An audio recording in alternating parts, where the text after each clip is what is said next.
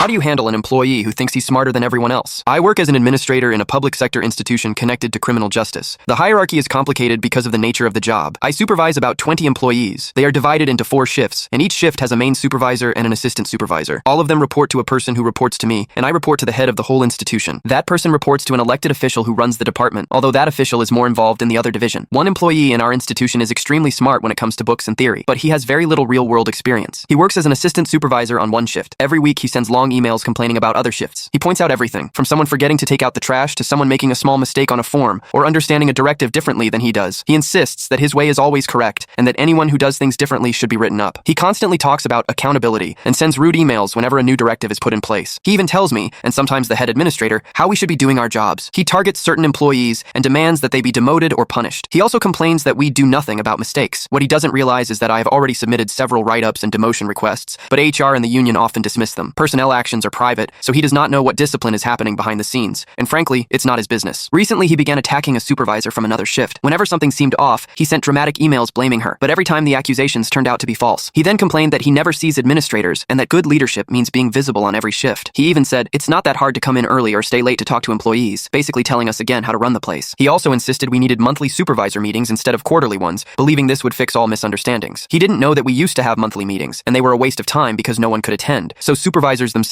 requested quarterly meetings. I do agree that visibility matters, so I stop by the night shift twice a month, and I'm around the day shift daily. But whenever I walk through his area, he doesn't even greet me. He just reads or plays on his phone, which is allowed when there is no intake. Yet he still claimed, I can't remember the last time I saw any of you, and demanded more administrative presence. That bothered me because I had visited just a week earlier, so I began coming in more often. One day I walked in and said, why are you sitting? You should be managing. There are things to clean, sort, or inventory. We don't pay you to sit around. He got upset because his position does allow downtime until needed. I also noticed he was sitting in a restricted area. He said it was quiet there, and in his view, he wasn't breaking any rules. But our directive clearly states that no one should go past that door unless it's an emergency evacuation. I asked him again what part of the rule was unclear. He insisted it was nothing serious. So I wrote him up, reminding him that he often complains about these same minor issues when others do them. I continued my extra visits, and some employees asked why I was suddenly there all the time. They told me, we have supervisors. Don't you trust them? I explained that someone on the team had requested more administrative involvement. The complainer received several more write-ups, including one for a major mistake that was almost a fireable offense. It became clear he didn't have all the answers after all. He then emailed my supervisor accusing me of micromanaging and being too strict about small rule violations